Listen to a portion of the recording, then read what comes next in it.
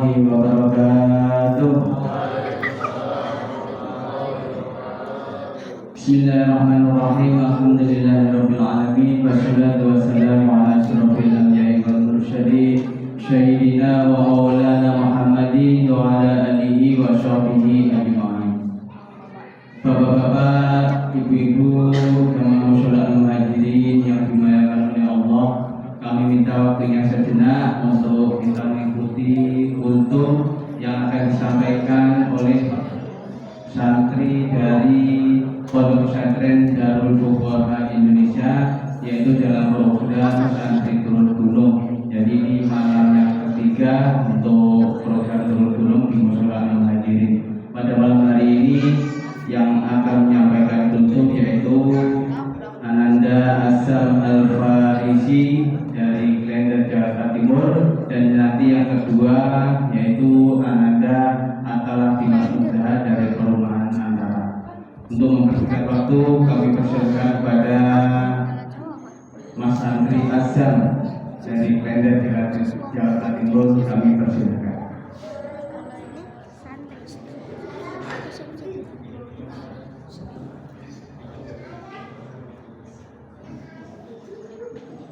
Assalamualaikum warahmatullahi wabarakatuh. Waalaikumsalam warahmatullahi wabarakatuh. Alhamdulillah, alhamdulillah rabbil alamin, wa bihi nasta'in wa la umuri dunya wad din.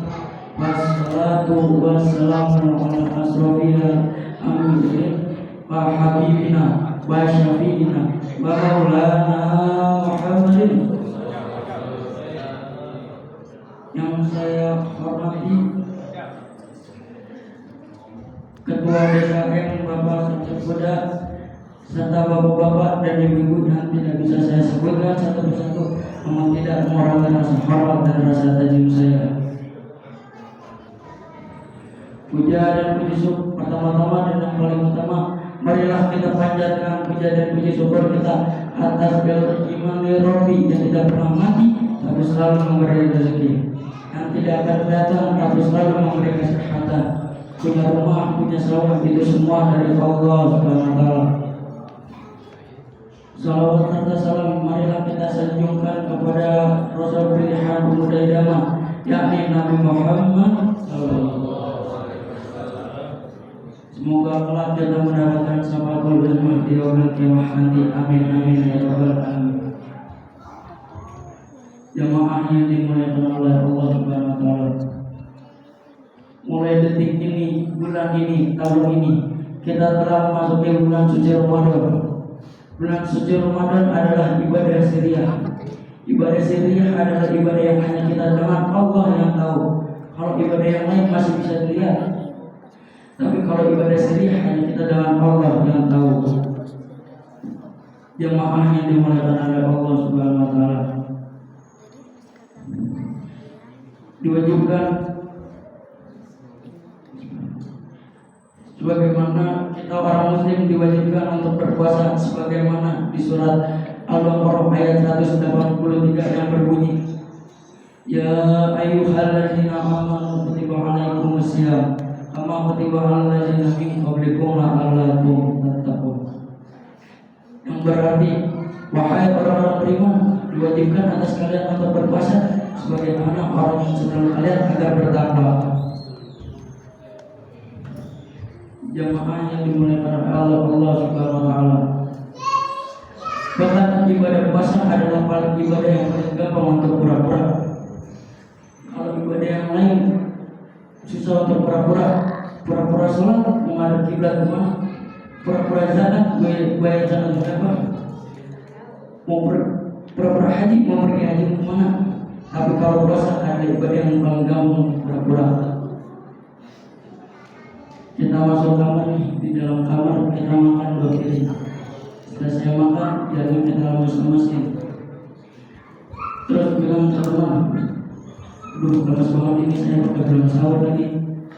Pertama tadi habis sahur, ada yang ada mau juga men. Selain itu juga kita di bulan puasa mendapatkan 2 pelajaran pertama disiplin. Disiplin apa? Disiplin makan, disiplin minum. Kalau belum waktunya nggak boleh makan, nggak boleh minum. Bahkan barang yang tadinya halal ketika berpuasa maka menjadi haram. Contoh, tempe di siang hari jadi haram, es di siang hari jadi haram.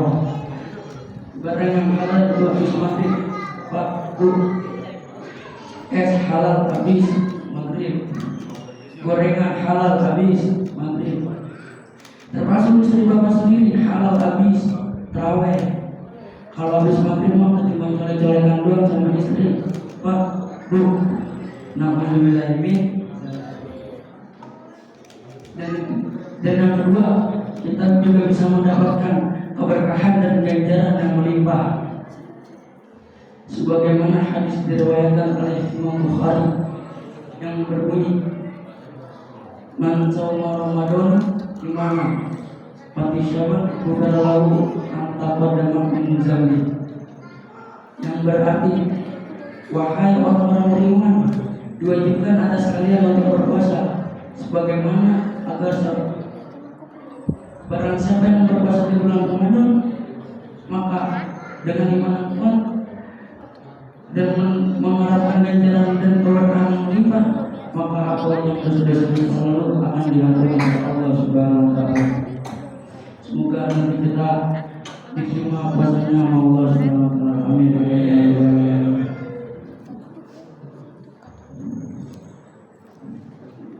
Jemaah yang dimuliakan Allah Subhanahu wa taala, mundur mangkola walat mundur mangkola. Lihatlah apa yang dikatakan, jangan lihat siapa yang mengatakan. Cukup sampai di sini yang saya bicarakan. Semoga bermanfaat untuk bapak dan ibu sekalian. Good morning, selamat malam, good night, selamat pagi. Akhiri dengan salam. Semoga kita berjumpa lagi. Wassalamualaikum warahmatullahi wabarakatuh. Waalaikumsalam warahmatullahi wabarakatuh.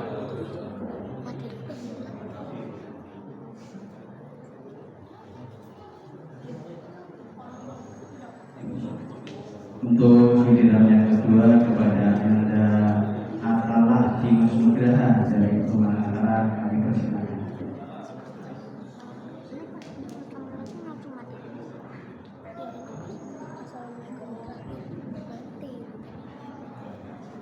Assalamualaikum warahmatullahi wabarakatuh. Waalaikumsalam warahmatullahi wabarakatuh. Alhamdulillah, alhamdulillah, wassalatu wassalamu ala rasulillah sayyidina ibni abdillah, wala hawla wala quwata illa billah. Amma ba'du. Yang pertama-tama dan yang paling utama yang saya hormati Ketua DKM, yakni Bapak Siti Buddha selaku Ketua DKM Musola Al-Muhajirin, dan yang saya hormati juga para jemaah yang datang di musola yang insyaallah diberkati. Segala puji bagi Allah Tuhan semesta alam, yang dimana hanya kepadanya lah kita meminta ampun dan hanya kepadanya lah kita meminta pertolongan. Salawat serta salam selalu kita curahkan limpahkan kepada baginda alam Nabi Muhammad SAW. Jadi berdirinya sesi ini akan membawa kultur yang bertema tentang diperbolehkannya sebagai puasa. Jadi bagi beberapa orang yang tidak sanggup untuk menunaikan ibadah puasa, diperbolehkan bagi mereka untuk menunaikan untuk membatalkan puasa tersebut. Namun ada beberapa konsekuensi yang harus dipenuhi Pak. Menurut kitab Zubat yang dikarang oleh Syekh Ruslan, ada 4 konsekuensi yang harus dipenuhi. Yang pertama adalah membatalkan puasa yang diwajibkan untuk mengkodok dan berfidyah, yaitu ada 2 golongan. Golongan pertama adalah golongan orang yang membatalkan puasa karena adanya kekhawatiran terhadap orang lain bukan terhadap diri sendiri. Contohnya, misalnya ibu hamil, terus ibu khawatir terhadap anak ibu. Jadi ibu, kalau misalnya ibu memaksa berpuasa, bakal terjadi sesuatu yang tidak diinginkan kepada sendiri. Dalam hal seperti itu, ibu diperbolehkan untuk membatalkan puasanya, namun nanti ibu diwajibkan untuk mengkodok dan membayar fidyah. Sebelum saya lanjut ke golongan kedua, Saya mau nanya dulu, Bapak Ibu udah pada tahu nggak sih apa yang maksud dari bubar fidyah? Jadi bubar fidyah adalah mengeluarkan satu umat atau mengeluarkan satu umat makanan pokok atau kayak beras, gandum, jagung dan lain-lain sebagai pengganti puasa setiap harinya yang diberikan kepada seorang miskin. Lanjut ke golongan kedua adalah golongan orang yang memiliki buka puasa yang belum dibayar pada Ramadan berikutnya. Konsekuensi yang kedua ada 5 golongan yang hanya diwajibkan untuk membuat puasanya tapi tidak diwajibkan untuk membayar fidyah. Yaitu yang pertama adalah orang yang batal karena pingsan, orang yang kedua adalah golongan orang yang membatalkan puasa tanpa ada uzur, yang ketiga orang yang berpuasa tanpa ada niat di malam hari, dan yang keempat orang yang sakit yang ada mungkin untuk sembuh, dan yang terakhir adalah orang musafir atau orang berperjalanan. Buat yang musafir ini ada ketentuan atau syarat-syarat yang wajib dipenuhi Pak, yaitu ada 3 syarat. Syarat yang pertama adalah perjalanan Bapak Ibu harus menempuh sejauh 82 km atau lebih. Syarat kedua adalah perjalanan Bapak Ibu adalah perjalanan yang dihalalkan oleh syariat, contohnya perjalanan yang untuk berzina, bermaksiat dan lain-lain. Dan yang ketiga atau syarat yang terakhir, perjalanan Bapak Ibu adalah perjalanan yang dimulai dari sebelum terjadi fajar. Lanjut ke konsekuensi yang ketiga, yaitu adalah ada 2 golongan yang hanya diwajibkan untuk membayar fidyah tapi tidak diwajibkan untuk membayar untuk membayar puasanya. Yaitu ada 2 golongan. Golongan pertama adalah golongan orang golongan kedua. Golongan pertama adalah orang yang sudah sangat tua.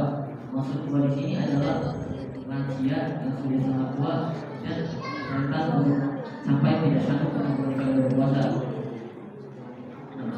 Seperti firman Allah yang berbunyi, A'udzubillahi minasyaitonir rajim. Bismillahirrahmanirrahim.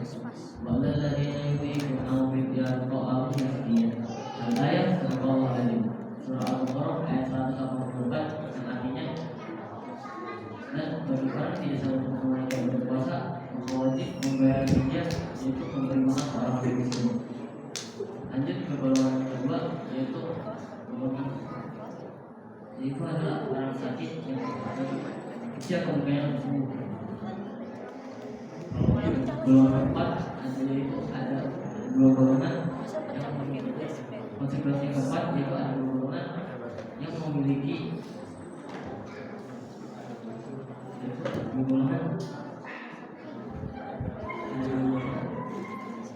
yaitu salah satunya adalah anak kecil belum balik. Jadi tanda-tanda balik itu ada 3. Yang pertama yaitu ada sempurna yang bersama laki-laki perempuan. Yang kedua keluarga kedua laki-laki perempuan. Yang ketiga haid bagi rumah saja. Kalau anak ibu bapak belum memiliki salah satu tanda dari tanda yang saya sedikit, berarti anak ibu belum balik.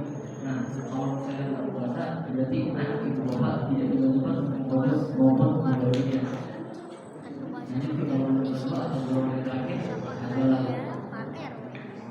orang gila yang batal karena gila yang tidak disengaja. Kalau gila yang disengaja apa sih? Misalnya ada orang lagi puasa terus pas lagi mau sakit nggak sengaja selempar mobil. Pas itu apalanya besar gila. Nah kalau itu setelah gila tersebut orang tersebut tidak diwajibkan untuk membayar fidyah maupun berpuasa. Itu saja yang bisa saya sampaikan. Wabillahi taufiq wal hidayah. Assalamualaikum warahmatullahi wabarakatuh.